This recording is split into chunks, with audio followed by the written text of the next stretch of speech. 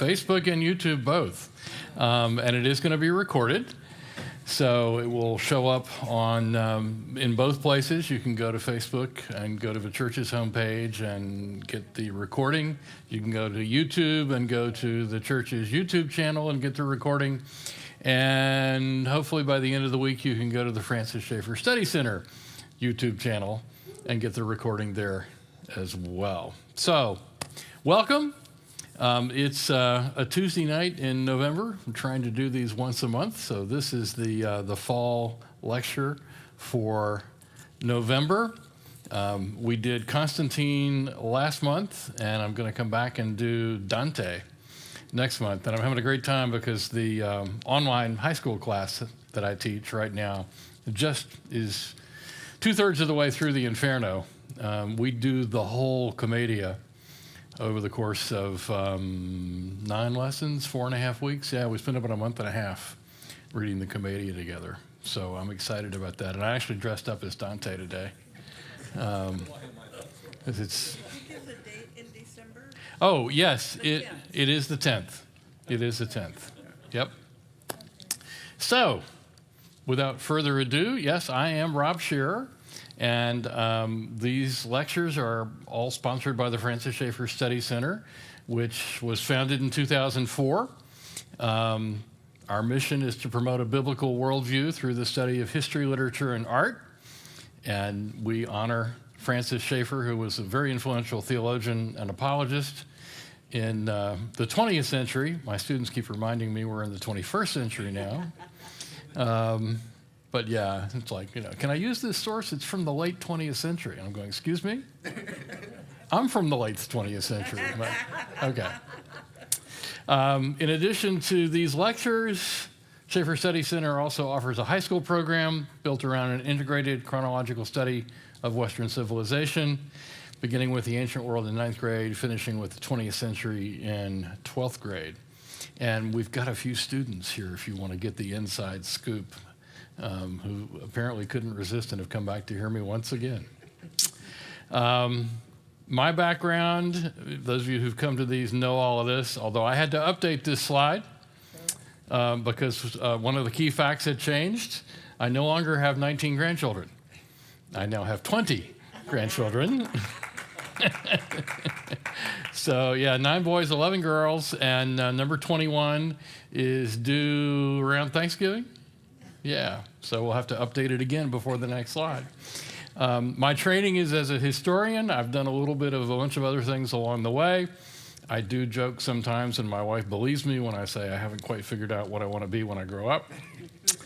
But I do enjoy this. This has been my passion, and among other things, I occasionally get to go visit some of these historic sites with my students and with friends of the Schaeffer Study Center. So, yeah, that's us in the Vatican in Rome before Raphael's fresco of the School of Athens. And when I'm on tour, I wear a red hat, just not to confuse me with Dante. All right, just out of curiosity, what's one thing you already know about Augustine? He wrote a lot. He's the most influential person most people have never heard of. The most influential people that most people have never heard of. Yes. He's responsible for the idea of the original sin. The idea of original sin. He certainly promotes it. I don't know whether it's original with him. That would be interesting. He has a nice city in Florida. And there's a nice city in Florida named after him. Yes, indeed, although with a different pronunciation. So the saint is Augustine and the city is Augustine. So, yeah. All right. All of the European philosophical tradition is just a series of footnotes to Plato. I could argue that. I could argue the positive on that for quite a while, and I think I'd come out ahead. A paraphrase applied to our topic for tonight is that all of theological history of Christianity in the West is just a series of footnotes to Augustine. And I'll try and demonstrate that as we go along. He was certainly the leading Christian apologist of his time. He was a bishop for 35 years at a fairly significant city in North Africa, the Roman province of North Africa, a very prolific author. Wrote letters. His sermons were transcribed and collected. There is a new translation into English for the 21st century in 42 volumes for anybody who wants to dive into this. Confessions and City of God are his most famous works, and they have been read by Christians in every century since they were written. They were never forgotten. They, in fact, remain the mainstay of the church during the Middle Ages. I'll talk more about that later. I would argue that he is, in fact, the most influential theologian after St. Paul in the history of the church. There's the geography of his life. Born in North Africa, as an adult, pursuing his chosen career of teaching and practicing rhetoric, he moved from the province of North Africa for a time to Rome, where he won some renown and fame, and then to the city of Milan, because that's where the emperor was in his day, and got an appointment by the imperial court, and fell under the influence of the bishop of Milan, because he was not a Christian. His mother was a Christian, but he was not. And he was in his 30s. And one of the little footnotes that my students have always found amusing is the explanation for why he wound up listening to Ambrose's sermons. Because somebody told him the music was really worth listening to. So he went to church for the music. And because he's in the church for the music, he happens to start hearing the sermons by Ambrose, who was quite the speaker of his own day. And Ambrose actually persuaded him of the intellectual underpinnings of Christianity, the trustworthiness of it, and his own need for the gospel. And so he became a convert to Christianity. I'll say more about that later on. He winds up going back home. He goes from Milan back to North Africa. His father had died. His mother dies before she had accompanied him to Italy. She dies before getting back to the province. So there was actually a small sum of money that he inherited, enough to buy a little villa in the countryside where he thought he would live out his days like some of the great Greek philosophers, with a little salon of fellow thinkers, and they would just read and study and pray and meditate, and he'd have a chance to write. He's visiting the church in Hippo Regius, which is the capital city of the province of North Africa, and the bishop is preaching, because he is at this point a committed Christian. He does attend church services. And the bishop is making an appeal to the congregation. He says, we have new churches springing up, and we have pastors who have died or retired. We need some new pastors for these churches. And somebody in the back goes, Augustine's over here. And Augustine's like, no. So they persuade Augustine. The congregation and the bishop persuade Augustine to seek ordination, become a pastor. Within just a year or two, the bishop dies, and by acclamation, the people of the city want Augustine to be the new bishop. So he becomes the bishop of Hippo Regius and serves in that capacity from 395. So he's only 41 when he becomes bishop, until his death in 430. So 35 years he's a bishop. Context, key context. The Edict of Milan, we talked about Constantine last month. He became emperor in 306. He issued an edict of toleration for Christians in 313, called the Council of Nicaea in 325, died in 337. Julian is, I think, a nephew. He's from the same family. He became sole emperor in 331, and he is the last emperor who is not a Christian. Julian tried to restore worship in the pagan temples, and The key event in Augustine's life, and the event that is closely connected to his most famous book, was the sack of Rome by Alaric in 410 AD. And in fact, the whole wave of Germanic invasions that had started right around 400 eventually is the context for Augustine's death. The Vandals make their way all the way to the province of North Africa, and they are besieging the city of Hippo Regius, and Augustine dies during the siege. got a few more details about that later on I'll work into. Here we go. 5 million words. Sermons on selected lessons of the New Testament, writings on the Old Testament, a very influential essay on the Trinity, and the two works that people know him for now are City of God and Confessions. And I want to say just a word or two about these two. Augustine's Confessions first, because this is the thing that people usually start with. And the astonishing thing about this is it's written in the early 5th century. So it's written 1,500 years ago. And yet it's a psychological autobiography. He talks about his own feelings, his laments, the things he regrets, the things he hopes for. He includes sort of spontaneous prayers. He reflects upon his youth. And in fact, one of the commentators here says that he was already known as an eloquent speaker and a saintly figure in his personal life and an apologist for Christianity. And so he starts out the Confessions trying to disabuse everybody of this idea that he's been a saint his whole life. He says, I've not. He says, here, let me read you this quote because I found it fascinating. In the Confessions, Augustine paints so black a picture of his past that the reader may easily lose sight of the good qualities which he certainly possessed as a young man. Whether he was a greater sinner than others living in the notorious city of Carthage, we cannot tell, but whatever his vices, they were not without compensating virtues. Some of the most striking passages in the book are those in which he writes of his mother.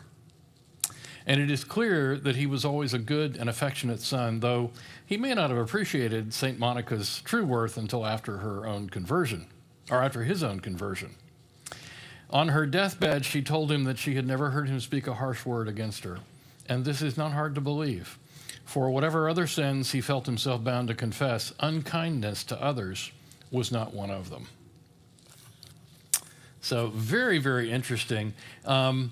This book could have been written yesterday. I'll read you a couple of his own passages. Two of the most famous are his account of a little teenage hijinks episode where he and his thug buddies decided they were going to go rob the pears out of a neighbor's vineyard. And let me just read this to you because, again, he's writing in pretty clear classical Latin. This is an English translation, but it still catches what I think is the flavor of it. No thief can bear that another thief should steal from him, even if he's rich and the other is driven to it by want. Yet I was willing to steal, and steal I did, although I was not compelled by any lack, unless it were the lack of a sense of justice or a distaste for what was right and a greedy love of doing wrong. For of what I stole, I already had plenty, and much better at that. And I had no wish to enjoy the things I coveted by stealing, but only to enjoy the theft itself and the sin. There was a pear tree near our vineyard, loaded with fruit that was attractive, neither to look at nor to taste. Late one night, a band of ruffians, myself included, went off to shake down the fruit and carry it away, for we had continued our games out of doors until well after dark, as was our pernicious habit. Yeah, nothing good happens after dark, kiddos. Okay. We took away an enormous quantity of pears, not to eat them ourselves, but simply to throw them to the pigs. Perhaps we ate some of them, but our real pleasure consisted in doing something that was forbidden. It's like teenagers in 400 AD. And you go, yeah, this could have been captured last week. Let me flip now. There's a long storied course to his life. He's obviously very intelligent, very well read. Although he's exposed to Christianity, he never adopts it for himself. He pursues Greek philosophers. He pursues some Eastern religious cults. Always thought that Christianity was somehow not quite intellectually respectable, and that the Bible was not really that eloquently written. It was rather simple and straightforward and could not compare with the flourish of Greek and Latin authors of his day. But as I mentioned, he's going to church. He's listening to the preaching of Ambrose, who himself is a very well-read man. And he becomes convinced because he's tried the other religions. He's read all the Greek philosophers. He is in his 30s. And he's not found them satisfying at all in the end. In fact, he's disappointed that the ones he thought might have some answer to the secret of the universe and the meaning of life, when he really dove into it, it just wasn't there. So Ambrose has convinced him that Christianity, the gospel, both the Old and New Testament, the theology of the church has the answers that he's looking for. But he's unwilling to join the church. And this is also just a fascinating psychological detail for a single reason. He has a mistress, and he doesn't want to give her up. In fact, he says, when I was in my 20s, I did occasionally pray the prayer. He says, I'm not sure it was actually to God, but I did pray the prayer, Lord, make me chaste. But not yet. That's a quote from Augustine. So he's become convinced that Christianity is true, but he doesn't want to give in because he doesn't want to give up his mistress. I was asking myself these questions. I felt I was still the captive of my sins, and in my misery I kept crying, how long shall I go on saying tomorrow, tomorrow? Why not now? Why not make an end of my ugly sins at this moment? I was asking myself these questions, weeping all the while with the most bitter sorrow in my heart, when all at once I heard the sing-song voice of a child in a nearby house. Whether it was the voice of a boy or a girl, I cannot say. But again and again it repeated the refrain, take it and read, take it and read. The Latin is actually a little more poetic. It's tolle lege. Imperative, take, read. At this I looked up, thinking hard whether there was any kind of game in which children used to chant words like these, but I could not remember ever hearing them before. I stemmed my flood of tears and stood up, telling myself that this could only be a divine command to open my book of Scripture and read the first passage on which my eyes should fall. I always caution my students, don't do this. Yeah, right. But in this case, God used it. For I had heard the story of Anthony, St. Anthony, and I remembered how he had happened to go into a church while the gospel was being read and had taken it as a counsel addressed to himself when he heard the words, go home and sell all that belongs to you. That's how St. Anthony became a monk. So I hurried back to the place where Alypius, that's his best friend, was sitting. For when I stood up to move away, I had put down the book containing Paul's epistles. I seized it and opened it, and in silence I read the first passage on which my eyes fell. Quote, not in reveling and drunkenness, not in lust and wantonness, not in quarrels and rivalries, rather, arm yourselves with the Lord Jesus Christ. Spend no more thought on nature and nature's appetites. That's actually Romans 13:13, but of course, Augustine not only did not have verse numbers, he didn't have chapter divisions. It's got a book of Paul's epistles, and there is a heading that says his epistle to the Romans, and then the text. I had no wish to read more, and no need to do so. For in an instant, as I came to the end of the sentence, it was as though the light of confidence flooded into my heart, and all the darkness of doubt was dispelled. I marked the place with my finger, or by some other sign, and closed the book. My looks now were quite calm as I told Alypius what had happened to me. He, too, told me what he had been feeling, which, of course, I did not know. He asked to see what I had read. I showed it to him, and he read on beyond the text which I had read. I did not know what followed, but it was this. Find room among you for a man of over-delicate conscience. Alypius applied this to himself and told me so. This admonition was enough to give him strength, and without suffering the distress of hesitation, he made his resolution and took this good purpose to himself. And it very well suited his moral character, which had long been far, far better than my own. And then the next line just kills me. I love this. Then we went in and told my mother, who was overjoyed, because she'd been praying for him for 20 years. And she is the Santa Monica, for whom the island off the coast of California is named. And that's how Augustine became a Christian. That's his own account, his own autobiography of his experience of coming to faith. So, and it's a famous, famous passage. And there's just an interesting congruence between the fall of Adam and Eve in the garden by eating from the apple, and Augustine telling the story of his own misspent youth stealing pears. I think Augustine was quite conscious of the parallels. I don't think that means he invented the story. I think it really happened. The details that he includes tend you toward that. So yeah, there are 13 books. He talks about his early life, his childhood, his conversion, his reflections. He examines his own memory. He's self-aware. He talks about, why am I at war with myself? Why do I want to be good, but I keep doing things that I know are wrong and bad? And in a kind of an interesting little side note, and this is kind of classic Augustine, the last few books of the Confessions, he goes off on a commentary of Genesis and the nature of time. And I have told my students that I believe Augustine is the Jordan Peterson of the 5th century. And I say that because of City of God. City of God is massive. It had a particular occasion. It was a defense of Christianity against the charge by pagan Romans that it was their fault that Rome had fallen to the pagans. And Augustine says, well, I can take that on. And it's actually composed of 22 books, each of which is about 40 or 50 pages.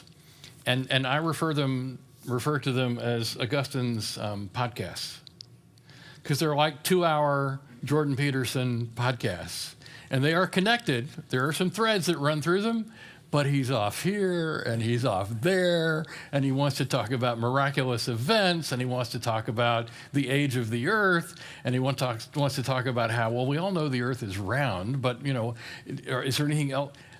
He's astonishingly modern, and he's a great antidote for people who think that the Middle Ages knew nothing, because he knows everything. Oh, and he's got a whole book devoted to which of the Greek philosophers is it most profitable for Christians to read. And he doesn't just talk about Plato. That's eventually his answer.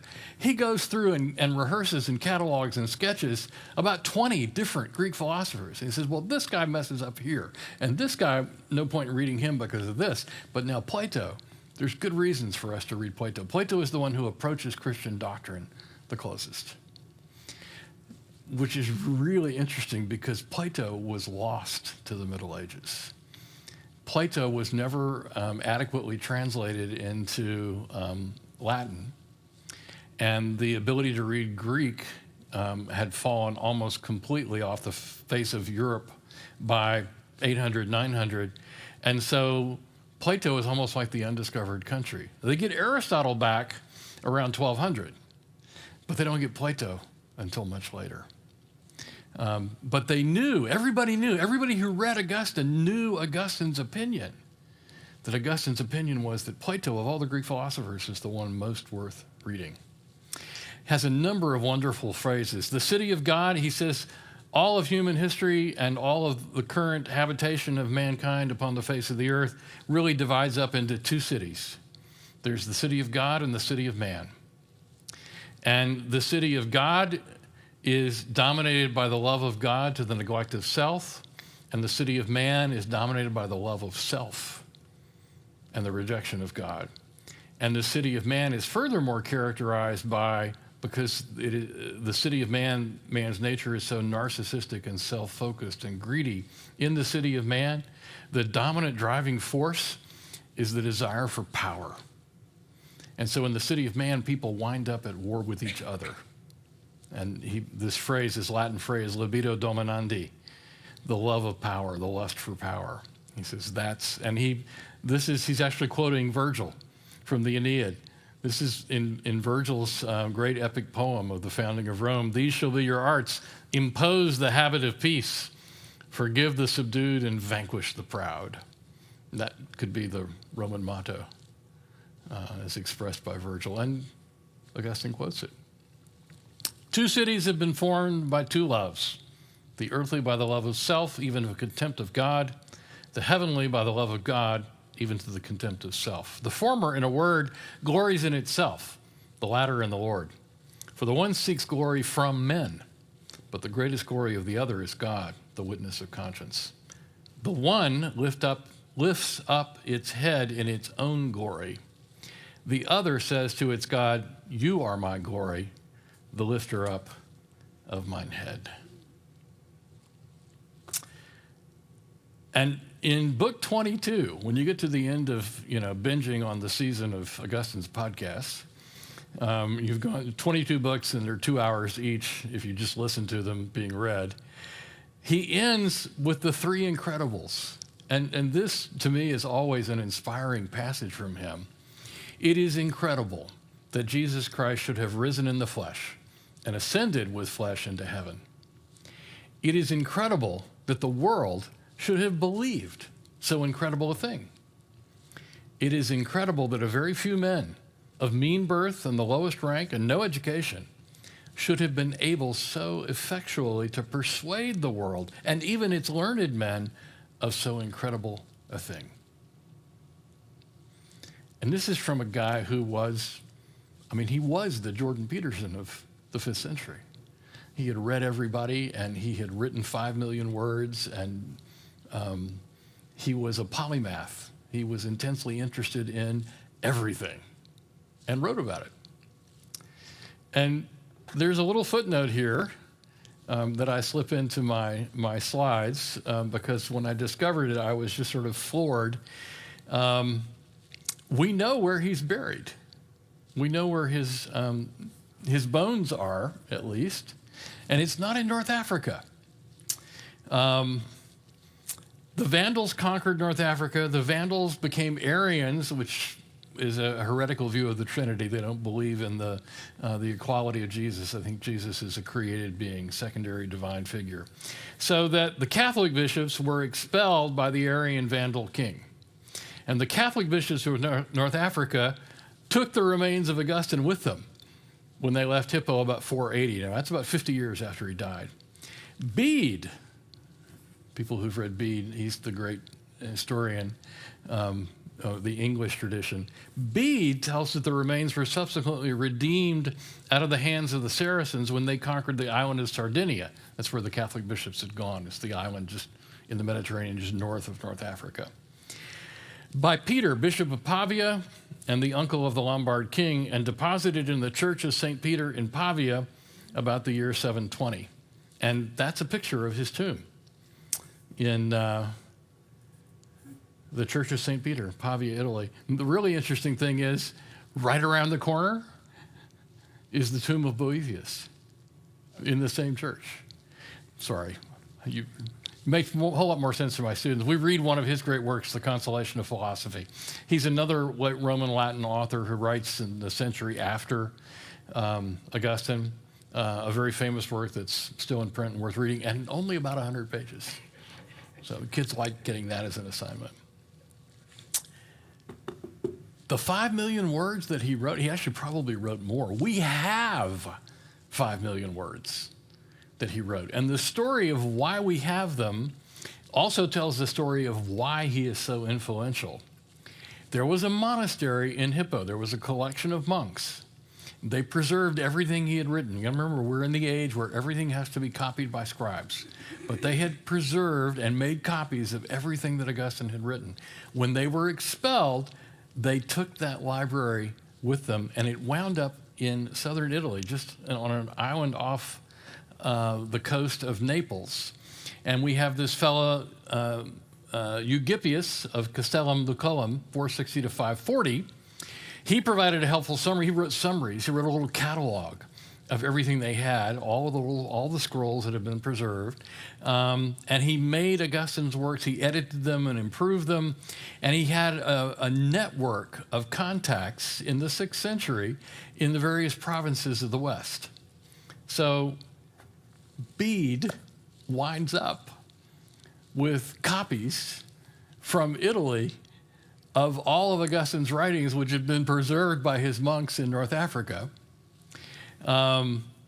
He's the father. Bede is the Venerable Bede, is the father of English history. He planned and completed a commentary on all the books of the Bible, nearly completed. His commentary on the Pauline epistles. He wanted to write sort of a Matthew Henry guide to everything Paul wrote. It consists entirely of 455 quotations from 45 works by Augustine. It's basically Augustine's commentary on Paul, but compiled by Bede.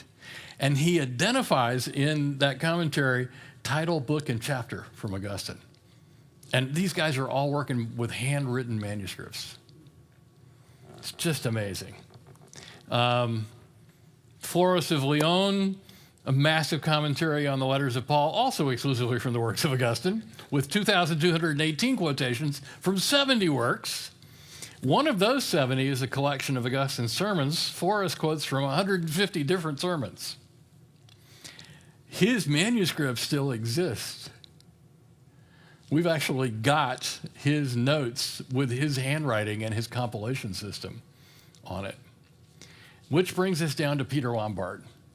Now, if you know anything about the development of the medieval university system, the medieval university system arose out of a desire to study theology more formally and beyond the cathedral schools, and the standard textbook became this book by Peter Lombard. It's actually 4 books, Sentences.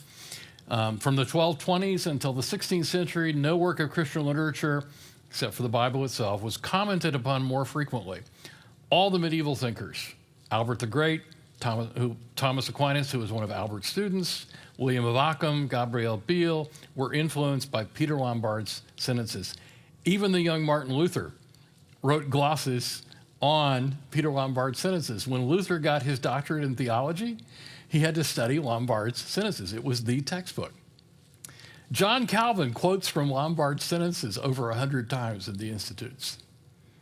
And we miss the continuity somewhere. And here's the interesting thing about Lombard's sentences. It's in 4 volumes, 1 volume on God and the Trinity, 1 volume on creation, 1 volume on Christ, 1 volume on the sacraments. There are 719 citations from Augustine in the sentences. He's the most quoted author. The second most quoted author is Ambrose with 66 citations. And Ambrose is Augustine's teacher. So, yeah. Here are the people who wrote on Lombard: St. Bonaventure, Thomas Aquinas, Scotus, Martin Luther. They all wrote commentaries on the sentences. Given the prominence of Augustine in Peter Lombard's sentences, it cemented the authority of Augustine through the latter half of the Middle Ages. So if you were going to university from 1200 on, and the first universities were founded about 1100, you read Lombard's sentences. That was the book that you needed to get. Before 1450, you needed to get a handwritten copy. After 1450, you started to be able to get a printed copy. But if you were reading Lombard's sentences, you were reading Augustine, predominantly, with all the other church fathers, but he was the most important. And then there's this amazing little connection. I had to sort of do a deep dive to track this one down. Bartolomeo da Urbino and Petrarch. Bartolomeo did a collection of quotes from Augustine, 15,000 extracts organized alphabetically by subject.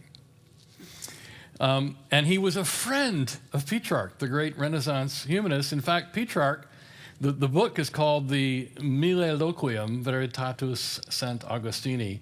Petrarch wrote a poetic foreword to the book when it was published. And Petrarch adopts Augustine as his guide and patron saint. In fact, he writes a dialogue of himself and Augustine back and forth called the De Secreto Conflictu, with Augustine as his father confessor. It's patterned after Augustine's Confessions. And in the dialogue that Petrarch is writing, he has the figure of Augustine, whom he's conversing with, accuse him, said, "You're not really a Christian, you're a Ciceronian. You love Cicero more than you love the New Testament. You spend more time reading your Latin authors than you do the Bible." Florence. Coluccio Salutati, Chancellor of Florence, one of the leading humanists of the early Renaissance. We think of the humanists, the Italian humanists, as skeptics. We mistake them for figures from the Enlightenment. They really weren't. Here's a letter that he wrote. He's one of the most famous men of the late 14th century, early 15th. He says, read Augustine on Christian doctrine, where he seems to touch the heights of eloquence. And certainly you will find the Ciceronian tradition renewed in the style of that great man. Augustine, exponent and champion of Christian faith, displayed such knowledge of the poets in all his writings that there is scarcely a single letter or treatise of his which is not crowded with poetic ornament. Not to speak of others, his city of God could never have been so strongly and so elaborately fortified against the vanity of the heathen if he had not been familiar with the poets, and especially Virgil. I mean, you've got the testimony here of an Italian humanist in around 1400 about the cultural awareness of Augustine, testifying that he's someone who has widely read and understands the times in which he's living and the literary tradition that goes back centuries from his own age. The age of print, after 1455, this is one of my minor little hobbies here, is tracing all of this. By 1500, within 45 years of Gutenberg starting the printing press up in Mainz, half of Augustine's total works had been printed.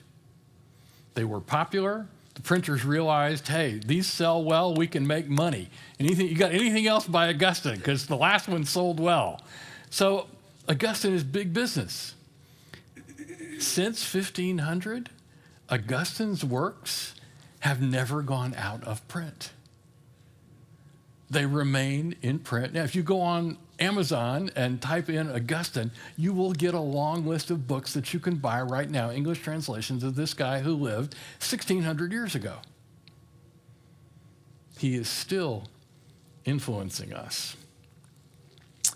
So Augustine is not so much about what he wrote or how much he wrote, as impressive as that is, or how influential he's been, as impressive as that is. If you read him for yourself, his broad biblical worldview, his wrestling with Roman history, he goes right up against the Romans and he says, you tell these stories about your founding and you celebrate Romulus and Remus and the story.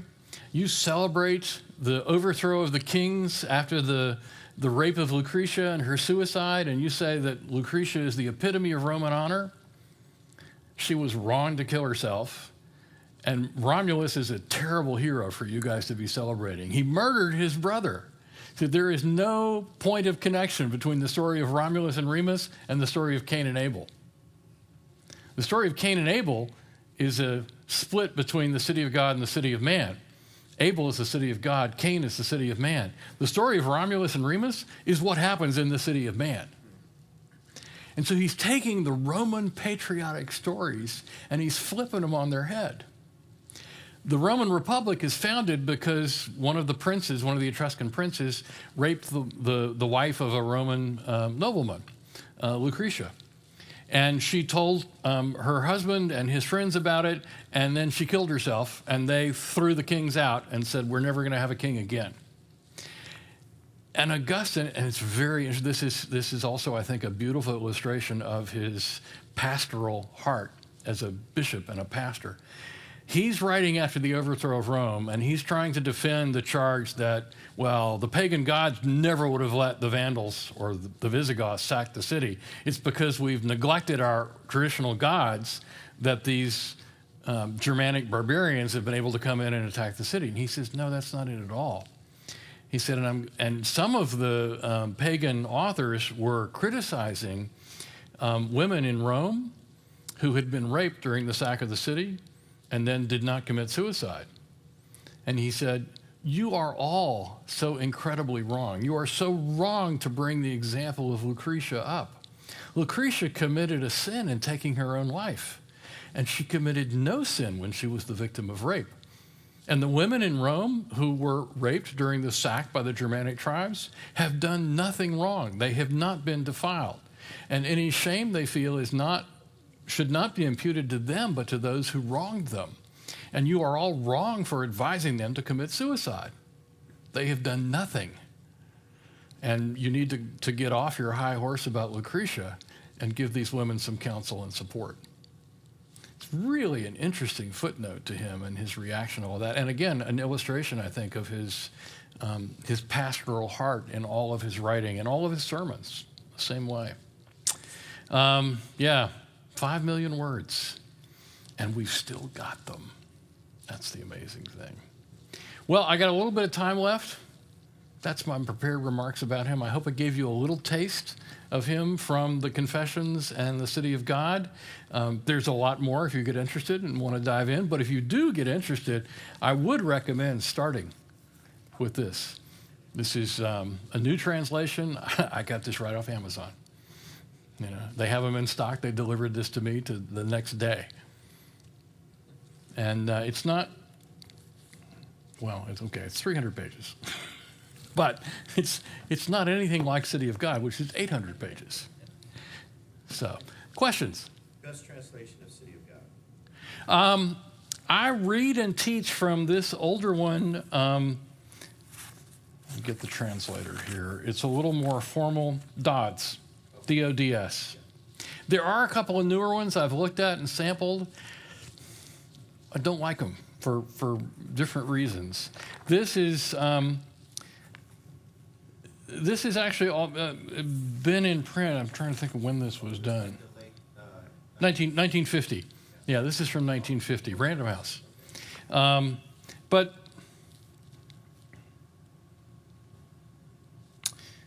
I'm just saying, book 15, that the ark which Noah was ordered to make figures in every respect the Christ of the church. Inasmuch as God commanded Noah, a just man, and as the truthful scripture says, a man perfect in his generation, not indeed with the perfection of the citizens of the city of God, in that immortal condition in which they equal the angels, but insofar as they can be perfect in their sojourn in this world. Inasmuch as God commanded him, I say, to make an ark, in which he might be rescued from the destruction of the flood, along with his family, i.e. his wife, sons, and daughters-in-law, and along with the animals who, in obedience to God's command, came to him into the ark. This is certainly a figure of the city of God sojourning in this world. That is to say, of the church, which is rescued by the wood on which hung the mediator of God and men, the man, Christ Jesus. And then he goes off on a riff here. This is really funny, about how the dimensions of the ark are an analogy of the dimensions of a human body. That the length and the width and the height, if you lay a body down on its back and measure the three dimensions, the ark has the same relationship in the measurement. So he's looked into Genesis and thought about, what do the numbers mean? Why are they here? If you measure a man as he lies on his back, he is 6 times as long from head to foot as he is broad from side to side. Now this is, I'm thinking in my head, yeah, Jordan Peterson would love this. It's just the kind of thing Jordan would do. One thing I remember, it's been many years ago since I perused City of God.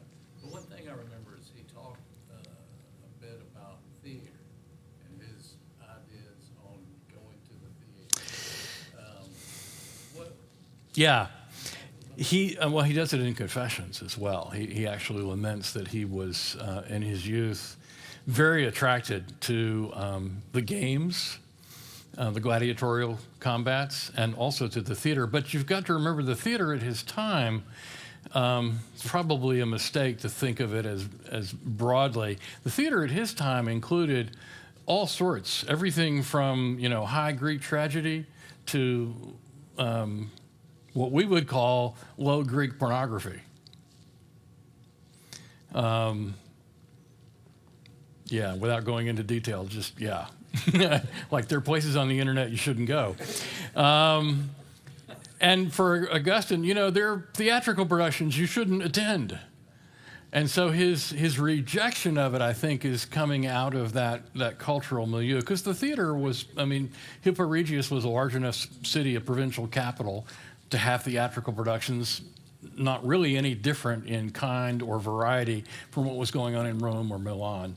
And 400 AD, you're still talking a culture that the elites are actually still pagan.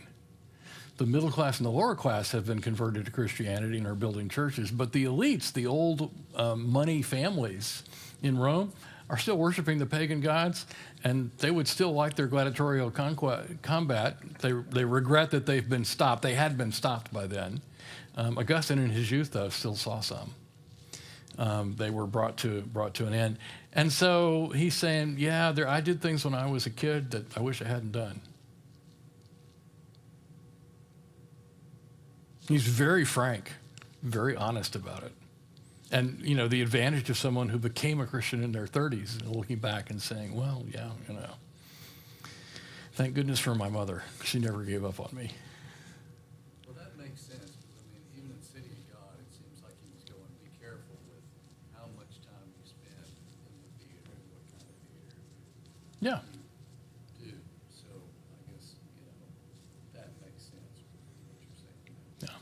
Tom? Is there a reason he never married? That was before the Catholic Church insisted that priests be celibate.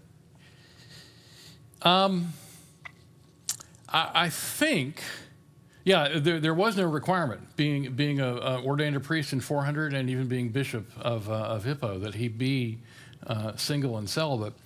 I think it was because his own wrestling with sin had been over sex.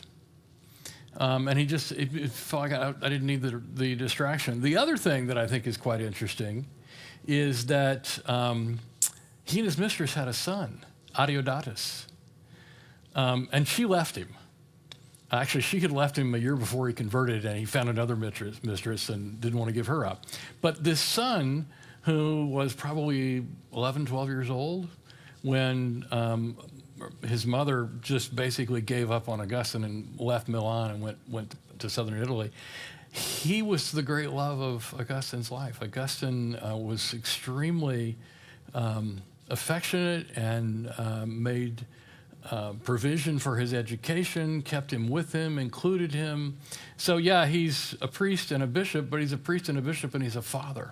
Now, Adeodatus actually died. He died in his 20s, and sort of a tragic event in Augustine's own life. And there's some sermons where he talks about, how much the son had meant to him and how tragic his death was. So, beyond that, I don't recall him actually writing anything about the advantage or disadvantage of priests and bishops being married. Many were. It was not yet a common practice in the church. Anybody else? Yes. If I'm remembering right, in Confessions, he wrestles with the idea of baptism because even though he wasn't a Christian, his mom baptized him as a baby. He got very sick when he was about 10 or 11 years old, I think, and they feared that he would die. And so, his mom baptized him sort of on an emergency basis at home, but he never put much stock in it. He never felt like it was really a baptism. That too was not an uncommon practice. And because of especially infant and child mortality was so high, if you had a child who got very deathly ill, ran a high fever, and there was no treatment, then you might baptize them at home just on an emergency basis. And that's what his mother had done. But he never felt like it, was a real baptism. But he never felt like it, and he never felt like it precluded his being baptized in the church in Milan. And that wasn't an impediment. Yeah. All right. Well, thank you so much for coming. I'll give you a little sneak preview. In December, we are going to talk about Dante, the Commedia. Dante, oh gosh, I don't know where to begin with him. It's 100 poems. And each poem is somewhere between 120 and 140 lines, and he invents a new poetic form for those 100 cantos. There are 34 that tell the story of the journey of Dante the Pilgrim through Inferno all the way to the bottom, and as they go descending, and Virgil is his guide. As they descend through the circles of hell, it gets colder. And the very bottom of Inferno is a lake of ice that imprisons Satan. Satan is not ruling over anything. He's a prisoner. So then he and Virgil, there's a secret passageway, and they emerge on the other side of the earth in the very last canto of Inferno. And where they emerge is an island in the middle of the hemisphere of water, because yes, Dante knew the world was round. There was a hemisphere of land with Jerusalem at its center and a hemisphere of water, and there was an island out there, and there was a mountain on the island. And that's Mount Purgatory. So he ascends. You got 33 poems ascending through purgatory. Purgatory is different from Inferno, though. Everybody on the mountain of purgatory is on their way to heaven. They're being sanctified, and they're progressing. In Inferno, everybody is locked in place wherever they are. Mount Purgatory, they're all moving up, and they're being sanctified from each of the vices and acquiring the virtues as they make their progress up the mountain. And at the very top, he discovers that at the very top of this mountain is the Garden of Eden. Not a symbol of the Garden of Eden, not something like the Garden of Eden. It's when Satan was thrown down, the original location. This is Dante's metaphoric, symbolic universe. The way Dante explains it, think of it as maybe sort of a sci-fi alt history version. It pushed up the mountain of purgatory underneath the original Garden of Eden, and the Garden of Eden now rests upon the top of the mountain. And at the top of the mountain, he meets his patron, the love of his life, Beatrice. She is united. Virgil can't go any further. And Beatrice then accompanies him in the third volume, Paradiso, up through the spheres of the heavens. And he sees various souls in heaven, but they're not really there. He's just talking to them in different voices. He finally gets through the outermost sphere and into the empyreans outside the universe. And he's in the presence of God. And the last poem is Dante the poet's attempt to describe what it was like to enter into the presence of God and to see God. It's the most audacious bit of poetic writing I think anybody has ever attempted to pull off, and he really does accomplish it. And there's an amazing symmetry, and there's some amazing threads that run all the way through that. The last word in Inferno, when they pop up on the island of Purgatory, is the stars. I saw the stars. And the last word in Purgatorio, when they get to the top of the mountain and he's reunited with Beatrice, she had died in the plague, but she's looking out for him. She's his guardian angel, or the stars. And then I was ready to begin my ascent through the stars. And the last word in Paradiso, when he understands the Trinity, has seen it and is trying to describe it, he said, and love is what moves the three persons and guides the stars. 100 poems times 140 lines, 14,000 lines. And just there's nothing else like it in the history of literature in any language. So I can go for a long time about him, but I'm going to try and distill down what I'm going to say and get it done in 45 or 50 minutes. Thank you all for coming. Hope I see you again next month. And I'm already sort of sketching out some ideas for the winter, for January, February, March. So we'll say some more about that later on. Thank you.